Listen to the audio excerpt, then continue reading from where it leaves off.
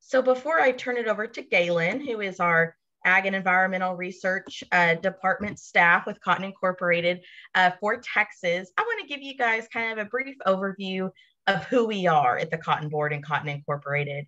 Some of you may be very familiar with us, and some of you might not be so familiar with us. So hopefully this will be a good kind of refresher, or maybe a good introduction, so you're a little bit more familiar with what we're doing here in our two organizations. So we are the Cotton Research and Promotion Program. The Cotton Checkoff Program is some people might commonly call a program like this. We are at the Cotton Board, the group that collects the per bale assessment on all upland cotton that is ginned in the United States. We also collect an assessment on all upland cotton content that is imported back into the United States. We administer the program, and we also get to communicate with stakeholders. So we get to do calls like this, farm visits, presentations at meetings, taking growers on tours of Cotton Incorporated, really kind of be that face with the stakeholders of the program. And then we contract with an entity, Cotton Incorporated, to actually carry out all the research and all the promotion on behalf of U.S. upland cotton growers. So they conduct on-farm research, in-lab research, they visit with mills, textile manufacturers, and all things like that to kind of just carry out research, do some R&D, product development.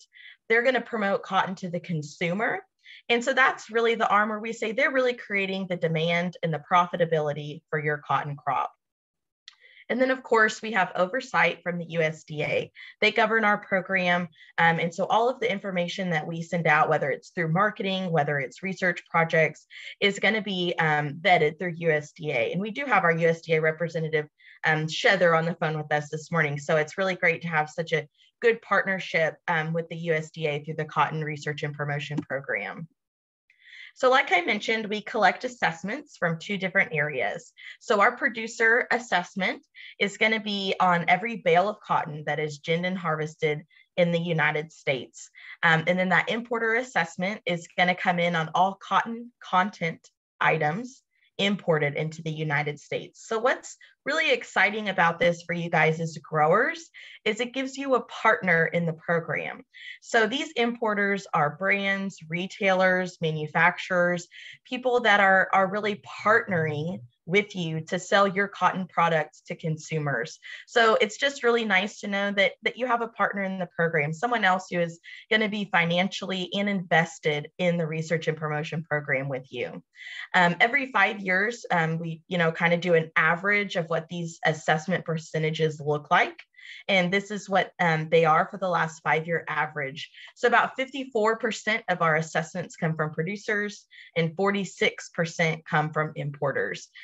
Thanks to a wonderful compliance and financial department at the Cotton Board, we are proud to say we have over a 99% compliance rate, which is really great, especially for a program like ours. That allows us to operate at such a high financial level that we can have such a great compliance rate. We meet every year with our board of directors, Cotton Incorporated board of directors, to set an operating budget and key strategy areas for the upcoming year. So in August of 2021, our boards met to set this budget for 2022 for Cotton Incorporated. So to set the budget for the activities that are going to be taking place in the research and promotion program. So that budget for 2022 is $82 million, which we are really excited about, is an increase from 2021. As it's no surprise to some of you on the call, I'm sure, over the last couple of years, there have been trying times with consumer demands, on-farm issues, social climates, world climates. So we have had a decrease in our budget over the last 2 years, but we are excited to say that 2022 is going to be an increase from where we were in 2021.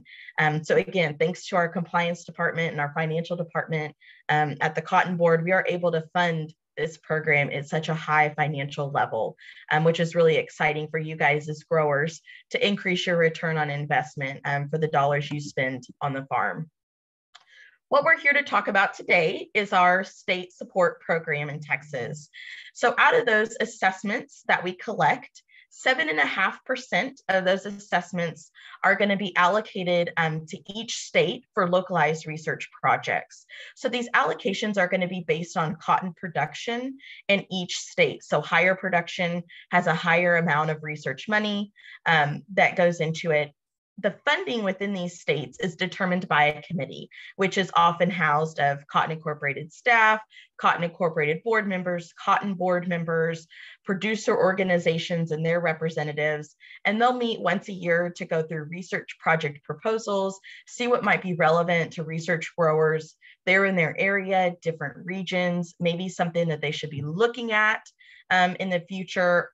And these projects are really exciting because they're going to be managed, carried out through people in your state. So a lot of times these might be your county extension agents, your researchers from universities, people that are local there in that state or in that region. And then, of course, all these research projects are managed by a Cotton Incorporated Ag Research staff member. I mentioned Gaylon Morgan is our staff member here in Texas, and he's going to kind of give you an overview of what some of these projects are in Texas here in just a little bit. But this is a really exciting program that we want to make sure all growers know what their assessment dollars are being used for, but that also we're invested there regionally and they're in your state and focusing on issues or problems or ways to make sure that your farm is more profitable for years to come. Here is a list of some of our Texas State Support Committee members. It's quite a long list. I am not going to read it to you, but hopefully you recognize some of these names, growers that are your neighbors, growers that are in your area. I think we have several of our committee members on this call this morning, so thank you all for joining us. But you can see we're representing really the entire state of Texas, South Texas, Far West Texas, the Panhandle, Central, East. So these growers, they have a voice, and you have a voice in your area, and that's the exciting part about the state support program. I'm going to turn it over to Gaylon to tell us a little bit about the research projects that are going on. If you ever have a question about what the Cotton Board is doing, what projects we're funding, how you could get involved in the State Support Committee, please reach out to myself or Shelley. We would love to visit with you more about that and share with you information on how to get involved in the committee. But I am going to turn it over to Gaylon Morgan, who is our ag research staff member at Cotton Incorporated, to share with us a little bit about some projects that we are funding in Texas. Gaylon? All right. Thank you, Christy. Let's see here. Trying to find the things around.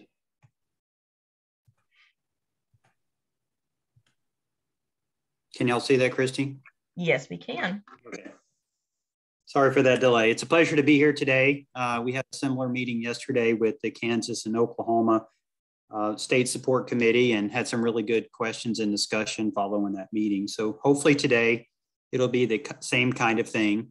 As Christy mentioned, I'm going to go over kind of nearly a 30,000 foot view of the projects that were recently funded, but also tying in with some of the older projects that were funded as we talk about input cost and those kinds of things. I did notice that we have several people from Texas A&M AgriLife Extension Service, on the call as well. So if there are some specific questions, I may very well punt to those folks. I saw Reagan Noland and Jordan Bell on here for sure. I'm going to cover a diversity of topics, and mainly, again, the point just being kind of showing the breadth of things that have been funded. But at the end, ultimately, we'd like to have your input as well on, if there's some priority areas that aren't currently being funded, or if you have questions, maybe they are being funded and I just didn't show it today. But Texas being the largest cotton producing state, there's a substantial amount of funds that are available through the State Support Committee. And there's well over 60 plus projects that are funded through the Texas State Support Committee. Again, both regional projects within the state of Texas, but also some statewide projects, and we'll get a little taste of that as we go through the presentation. So again, I'm just going to kind of give a high overview. There's so many projects in the state of Texas, so much good research and outreach going on by Texas Tech, Texas A&M, some of the smaller universities as well, and also USDA. There's several USDA funds, projects that are funded as well. But, you know, focusing on the variety portion specifically, this is where numerous projects, they're more or less regionally based, that are focused on cotton variety testing, mainly by the extension agronomists such as Jordan that's on the line, or Ben McKnight, that's the state cotton specialist down in College Station, Murillo Maeda, Reagan Noland, et cetera, Josh McGinney down in Corpus. But, you know, this is very key to you guys and ladies that are on the line, because you know the importance of making a good management decision. And one of the biggest values that this brings to the growers is the fact that it's unbiased information. You know, the trials that these agronomists are conducting, they include all the companies that want to participate in those. It usually covers the entire spectrum. In a lot of cases, these are, especially these race trials that I'll list here, the replicated agronomic cotton evaluation trials are at 20 to 30 locations across the plains. Again, all companies on producers' farms. So these are realistic information that you can really utilize. And if you look at those results, in many cases, there's a variation of 10 to 25% difference in yield and also gross income amongst those varieties that are in those trials.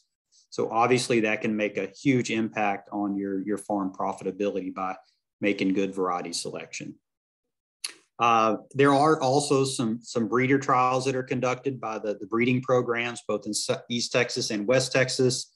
Those are available at that lubbock.tamu.edu farm, and Jane Deaver leads those up. And then the race trial results can, depending on where you're at in the state, but most of them are posted to the cotton.tamu.edu, and in some cases, in addition to the lubbock.tamu.edu.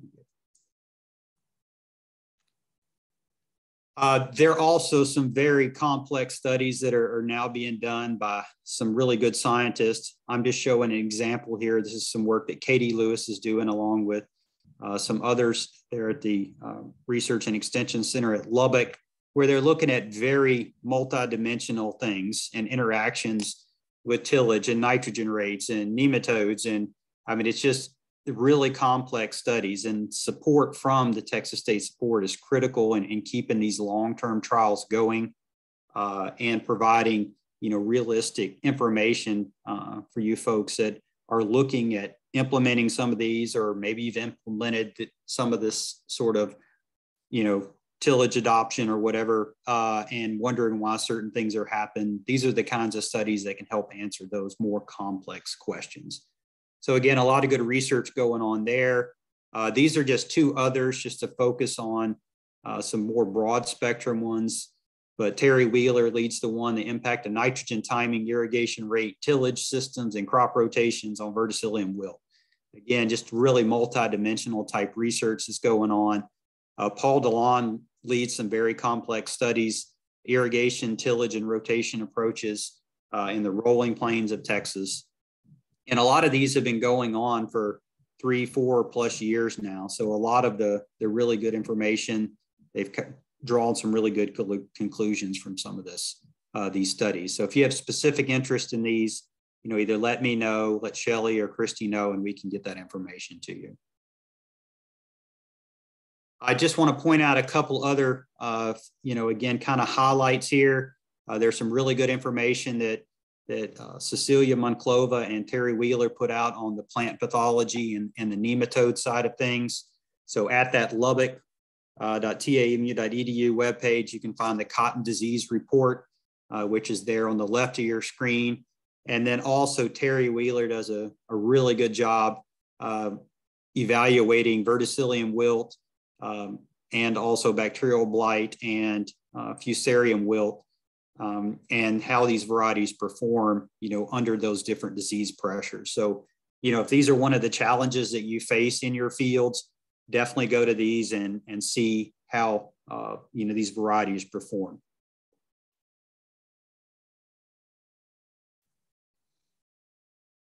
This is another study, and this is led by Reagan Nolan, which I think is on the line here.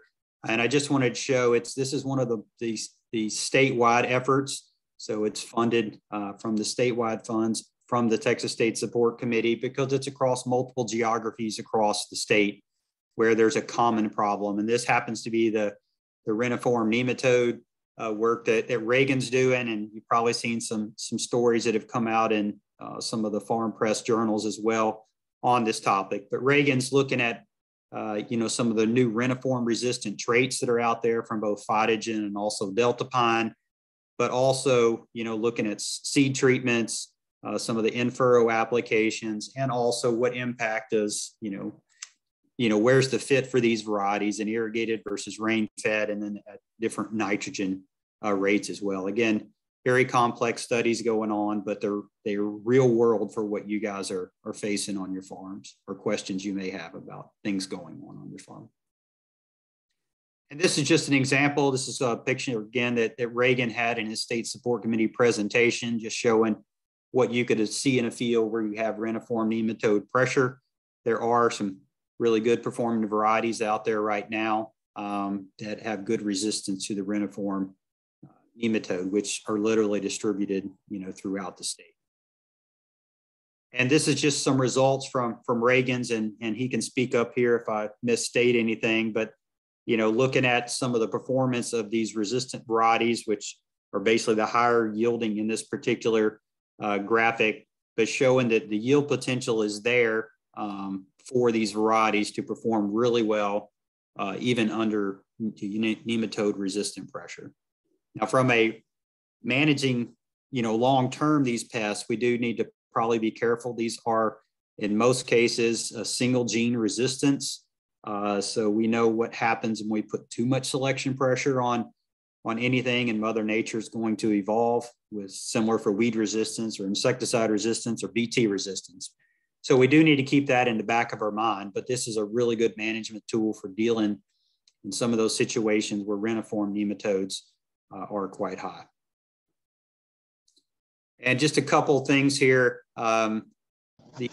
being on, not only are these, focus mainly on the graph on the right there, not only are these varieties performing very well under nematode pressure, but they're actually suppressing nematode reproduction as well, which is key management for nematodes.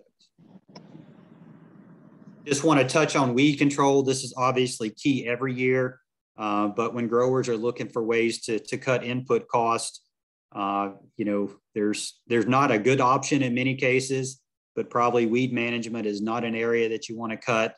And in particular, due to the amount of herbicide resistant weeds out there, to both glyphosate, and now they're finding it to dicamba and 2,4-D. So, we just need to really focus on these pre-emergence herbicides. I know in West Texas, and many of the cases, you still need a rain to activate these, but it's still in, 9 out of 10 years, it's a really, really good investment to keep that weed pressure down and minimize the amount of pressure and give you the flexibility you need with those post-emergence programs. So this is a slide here from Pete Dautre, just showing the efficacy of some of these pre-emergence herbicides for controlling Palmer amaranth. And I just want to make out, this was last year where they had a tremendous amount of rainfall as well. And this is 28 days after application. You can see that still these pre-emergence herbicides held up really well. And then this is 64 days after application, 8+ inches of rainfall. And you can see those products that held up the best under that rainfall scenario. And I realize you guys are literally dry as dirt out there right now. And it's hard to think about 8 inches of rain, but we also kind of thought the same thing last year, and then season hit and a tremendous amount of rain. So, but this gives you an idea of some of the stability of some of these pre-emergence herbicides to continue to suppress and to control these weeds, in this case, Palmer amaranth.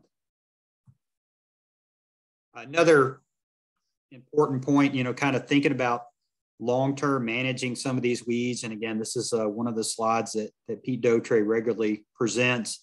but looking at the impact of how long these seeds last. And this is Palmer amaranth. And you can see the viable seed remaining as a percent wise, and you can see that drops off really quickly there. That just shows how quickly most of those weeds are actually becoming non-viable, which is very good from a long-term weed management perspective. The other important point here is, if these weed seeds are not being, most of them are not being viable after 10 to 12 months, we really need to emphasize the importance of taking care of those weed escapes that may occur late season. Removing those weeds from the field so that they're not contributing seed back, for the following season. And this, just want to point out, this is a picture that Pete Dautre provided, looking at some of the Palmer amaranth after applications of dicamba. It had that, it basically slapped it down, and then it's coming back and starting to regrow again. So Pete Dautre is doing surveys of a good portion of West Texas to try to see and document, when and if this dicamba resistance is occurring. He's also doing it with, I believe it's kochia, looking at several auxin herbicides, including dicamba and 2,4-D. So kind of moving into the insect management, I'm not an entomologist, so I'm not going to get too far too in depth on this, but I think a couple of key points that I think a lot of growers probably are continuing to ask questions about, and these slides many of them are from David Kearns, the extension entomologist in College Station, but has statewide responsibilities. And the main thing here is just looking at the BT resistance surveys. They continue to do these across the state and looking at the level of resistance. And you can see, looking here at this graphic, this table here, the amount of resistance to Cry1AC. So basically BT1, BT2, and then the wide strike, the Cry1F. And they quit testing the Cry1F because there was, 100% resistance in previous years. The good thing is, and many of you are also moved on to the wide strike 3 or the Bollgard 3 technology, which has this VIP3A in there. And fortunately, at this point, there is no documented resistance to the VIP3A trait. So that's a very positive thing moving forward. Again, we need to be diligent to preserve this technology, but at this point, things are favorable. I'm going to skip that one, probably a little too deep for me. And kind of following up on the some other surveys that they're doing, pyrethroid resistance monitoring across the state. This just shows some of the products that are no longer, some of the pyrethroids that are no longer effective as far as the percent damaged fruit here. And some of the ones that continue to be very viable products for managing bollworm. So another major input cost, obviously is nitrogen. Nitrogen prices, I don't have to tell you guys, have gotten quite high. We do know in cotton that cotton can get by on generally much lower nitrogen rates than probably we're typically applying. So I think this is possibly one area that you can definitely cut. The question is, how much do you cut? But previous research has shown that, well over 50% of the locations, and this was done across Texas at 60 plus locations, previously funded by State Support Committee 5 to 10 years ago, where basically over 50% of the locations did not respond to nitrogen applications. I wouldn't recommend not putting out anything, but the point being, in a lot of cases, we don't have to apply as much nitrogen as we probably have been, because a lot of that nitrogen is actually in the soil, carrying over in the soil from previous years. And obviously that depends on what was in that field last year, what kind of yield you had out of that field last year, and how much nitrogen was applied last year. You can do some deep soil sampling down to 12 or 24 inches, have those run I know the Texas A&M lab does it to tell you how much nitrogen is in that soil. And we know it's not only nitrates there, but we also know that there's a decent amount of ammonium in a lot of situations that's plant available as well. But this is, the graph I show here is actually from a belt-wide study. There were several locations in Texas as well, looking at the nitrogen response. And what you're seeing here is a positive response to nitrogen up to a point, but these are only the responsive sites. 50% of the sites, it was basically flat from 0 applied in all the way up to 200 pounds of in.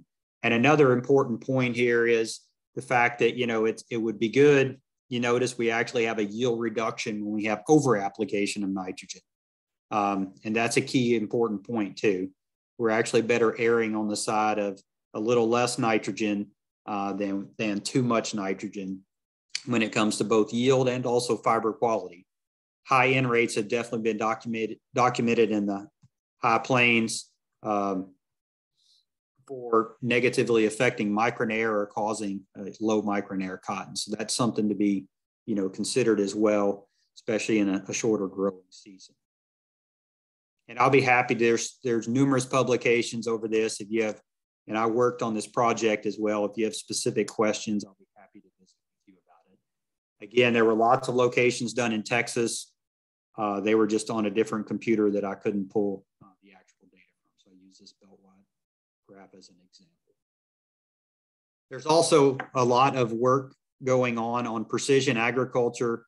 This is Winshuan Gao at Texas Tech University, a field in Garza County, looking at the difference in yield in this situation, you know, based off that field. And we can see there's a lot of different yield potential there within that given field, and the thought of modifying the nitrogen rates to fit that yield potential within that given field. So this work is ongoing. I think it's in year, they have second year of field data at this point, and it's funded again for the following year. So this is a sort of thing that can be done to further refine nitrogen recommendations, again, and match it better with the crop needs.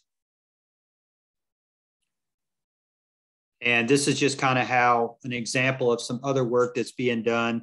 Winshuan, I thought it's just a really good graphic here where he actually saw the difference in some of these varieties in the field. And it just shows you that, you know, how we can use some of this technology to better estimate either stand establishment or further predict yield or biomass so that you can modify your nitrogen rates accordingly.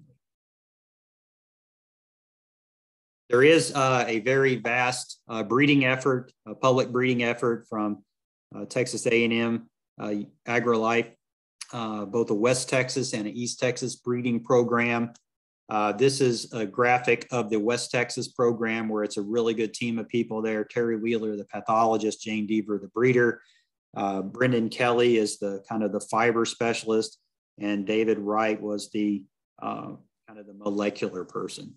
But this group has worked very well together in the past to basically kind of put all the pieces together to address the key issues that growers are dealing with in West Texas and provide that germplasm, you know, to private breeders or release of public varieties that could be available to the growers. And again, there's obviously a lot of genetics work going on as well that feeds into the standard breeding efforts. And I'm not going to get into that because I don't completely understand all of it. But, you know, the genomics and pulling genes in from various places, again, to increase disease resistance, fiber quality, yield, many factors like that. So these are just things that are, you know, kind of going on behind the scenes that you folks may not realize that then feed into the breeding programs. And I thought this was an interesting graphic. This is one that David Shelley provided of some of the ongoing phenotyping. So, you know, we think of, you know, typically looking at some of the breeding plots and the breeding efforts, and we focus on everything above ground. Well, now there's a bit more effort going on focusing on some of the underground, which we know that's how our plants are pulling up, water and nutrients and things like that. And also some of the root masses have to do with their tolerance to diseases and nematodes as well. So I just thought it's kind of interesting graphics. The breeders and the agronomists are now not just looking above ground, but focusing on some of the underground things that are going on and how we can, genetically manipulate those to make them more drought tolerant or more efficient in picking up nutrients and those kinds of things. Kind of moving on to some of the ag engineering things. This is a slide from Bobby Harden. Of course, minimizing plastic contamination is a huge deal, and you all have seen presentations about this.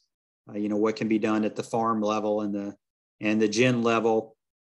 This is a project that is funded through state support that Bobby Harden's working on, and basically it's just kind of documenting, where are the tears occurring in the plastic, where kind of in the process is it occurring. And this is just an example showing a forklift with the various different monitors and cameras on it, so that you can identify where, at what time frame some of this damage is occurring to plastic. Has been documented, some of the biggest plastic contamination it makes it into the gin is actually coming from torn round plastic modules. So these are just some pictures of where they're seeing, some of these tears occurring. So this is an ongoing project, and they've got a lot of effort going on in this area. That's not only going to affect Texas, but will affect the entire Cotton Belt. But basically here he documented thus far, 10 of 230 modules had damage, so 4.3%. So this project's continuing in 2023 as well. Fiber improvement research. This is something that there are a lot of projects on. The Fiber and Biopolymer Institute at Texas Tech University does a tremendous job, focusing on fiber research and also various other aspects, which I'll show the slide of in a little bit. But Brendan Kelly there and many of the others do a lot of great work. They're very cooperative for people across the state, both with Texas Tech, but also with Texas A&M and USDA. This is kind of an interesting project that Nuruddin Biddy has.